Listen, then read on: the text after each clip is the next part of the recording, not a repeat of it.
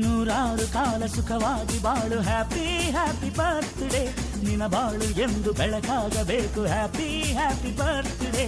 ನೀ ನಡೆಯ ದಾರಿಯಲ್ಲಿ ಕನಸುಗಳು ಚೆಲ್ಲಿರಲಿ, ನಿನ್ನೆಲ್ಲ ಕನಸಿನಲ್ಲಿ ನಮ್ಮ ಹರಕೆ ತುಂಬಿರಲಿ.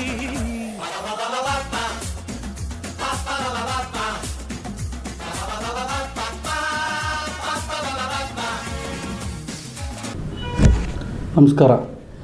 ನಮ್ಮ ಮೆಚ್ಚಿನ ನಾಯಕರು ಹಾಗೂ ಹಾಸನ ವಿಧಾನ ಪರಿಷತ್ ಸದಸ್ಯರಾದ ಡಾಕ್ಟರ್ ಸುರೇಶ್ ರೇವಣ್ಣವರಿಗೆ ಹುಟ್ಟುಹಬ್ಬದ ಆರ್ಥಿಕ ಶುಭಾಶಯಗಳು.